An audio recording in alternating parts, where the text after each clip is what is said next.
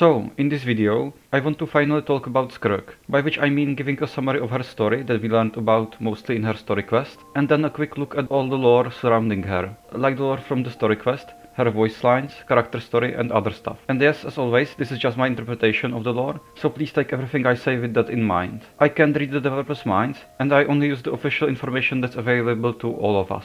Also, please keep in mind that it's only been a day since the new version released, at the point of me making this video, so I apologize if I missed something since there hasn't been that much time to go over everything that thoroughly just yet. But with that out of the way, let's get to the actual story.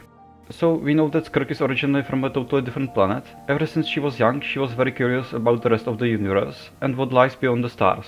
She and her parents lived there peacefully until a merchant spaceship came by and essentially deemed her people as a potential threat to them, so they decided to hunt them all down and kill them. The reason is that her people possess the ability to adapt to their environment, and they had a great adaptability to make contact with the abyss. Sertology even mentions that their power is similar to his own. Skirk at that point in time basically went out to play as any other day, but when she returned, she saw her whole village burned down in flames and everyone dying. She had no choice but to run at that moment, and the one who ended up saving her and taking her under his wing was none other than Sertology, the Foul, one of the 5 sons of Khaenri'ah, who at that point in time was already a transcendent being that had the power to travel through the universe and was searching for new challenges throughout the various worlds he visited. He saw potential in her. He took on Skirk as his disciple and taught her for quite some time. He was very strict with her and taught her how to suppress her emotions and leave her past behind, and when he deemed that she was ready, he left her with a conundrum. He said that she has to become strong enough to face him, otherwise he will basically find her, strip her of everything, and kill her. And to achieve that, she has to follow in his footsteps. This means that he opened the way to Teyvat through the false sky for her, and allowed her to become a trespasser, because she doesn't have the right to the title of Descender yet, at least according to what he said.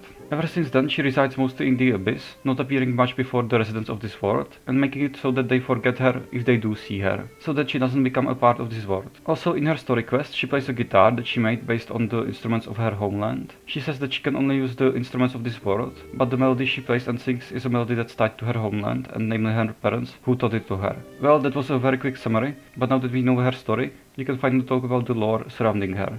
So, she uses a thing called the 7-shifting Serpent, which is a trick that Sertology passed down to her. I'll now read you the description of this thing, since it's pretty self-explanatory. It was originally known as a Chaos Permeation, a minor spell developed by Khaenri'ah's Universitas Magistrorum, and it was made to mock Teyvat's wielders of elemental power. Users of this spell could use abyssal energy to evoke effects similar to the elements. The underlying principle was analogous to using the abyss to permeate reality, creating specific forms of negative pressure to thereby call upon the flow of corresponding element's energy. To Khaenri'ah, Chaos Permeation was a mere party trick employed in performances and parades.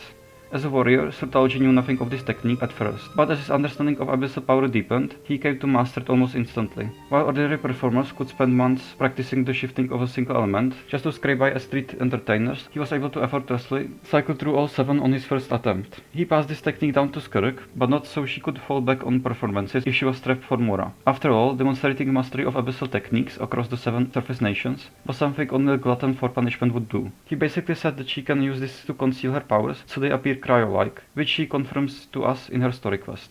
But now let's go over some of her character voice lines. When she talks about Sertology, she says that the fact that he has the nickname of the Foul and he's still alive is very impressive, and that he himself isn't very happy about his nickname. He is a former knight who turned his back on chivalry and has done a lot of disgraceful things, and yet she says that plenty of people still choose to follow him. They are drawn to his strength, composure and confidence, and the fact that he is candid with everyone regardless of their background. He is not driven by emotion. He is on a mission to become a version of himself that is complete and perfected. That's why he's as powerful as he is. It's also why he's so dangerous. In Skirk's character story, she agrees that right now, Sertology is the greatest calamity in the whole universe. That's also why he hopes that she becomes strong enough for him to fight at his full strength, since he has become bored. At some point in time, Vedrfolnir prophesies that Skirk will become his disciple, and as was said in her story quest, his predictions always come to pass. She says that the sustainer of the world's borders, Alice, tolerates her presence, but she made her swear that she won't interfere too much with Teyvat. She also urged Skirk to learn how to enjoy her present life, so Skirk is thankful to her for that. We know that Alice is the one who supervises Teyvat's borders, and in her character story, Skirk mentions that even though in other worlds people feared her because of her connections to Sertology, Alice lowered her guard after talking to her and agreed her passage within Teyvat. She talks about Dainsleif as well and says that in the past he was Sertology's rival and at some point even his best friend, but when they met, the moment he recognized her blade work, he got very agitated, cared only about Sutralogy's whereabouts, which we even saw in the animated short. And then she remarks that she doesn't want to deal with him. She even mentions Dory and says that they sometimes trade so that she makes some mora, since she needs it and there aren't many other ways for her to make some. It's quite interesting that she only calls Child by his true name, but considering when they met, it makes perfect sense that she only ever calls him Ajax. Anyway, she trained him for about 3 months according to her, but since in the Abyss time runs differently than in the real world, it hasn't been that long since he fell into the Abyss and met her for the rest of Teva's inhabitants. But even still, he has been looking for her everywhere ever since, but he wasn't able to meet her again. She herself says that once he becomes strong enough, she will be willing to meet him again. She thinks that he has improved and that the next time they spar, she might even use both of her hands. She acknowledges that he has a lot of talent, but he still has a long road ahead of him. Surprisingly, she even talks about the moon, or as it's called in her profile, the Will of the Moon. She says, I once saw the 3 moons of Tevat when I was passing through the false sky. 2 are utterly destroyed, their lifeless remains drifting aimlessly through space. The one that remains intact shows no signs of life either, but its will has not faded completely. Maybe there's a chance that one day, a glimmer of truth will emerge in the false sky, a truth belonging to this world alone. Obviously hinting at the future focus of the story, that's the Song of the Welkin Moon, and the fact that there supposedly will be a time when a new moon will rise, and it seems like the Fatui may have a hand in it, when it happens.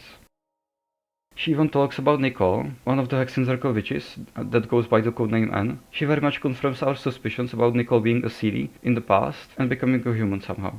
According to Wolfie from the Imaginarium Theater, she lost her voice at some point in time, so I wonder if it's connected to the fact that she used to be a Seelie in the past. Skirk wonders how it felt witnessing the self-destruction of her species, but she chose not to ask her given Nicole's personality. She also mentions that Nicole works on some sculptures, and I wonder if that's just some kind of hobby, or if it's something that will become relevant in the future. Anyway, Alice referred to Nicole as a guide that will never get lost in past, so it fits the role of the Seelies, which basically function as guides in Tevat. Nicole also seems to be the one who gave the prophecy in the recent Archon quest about the Savior of Khaenri'ah, and the one who talked about Not Cry in the recent teaser as well, so it seems like her role in Not Cry may be significant.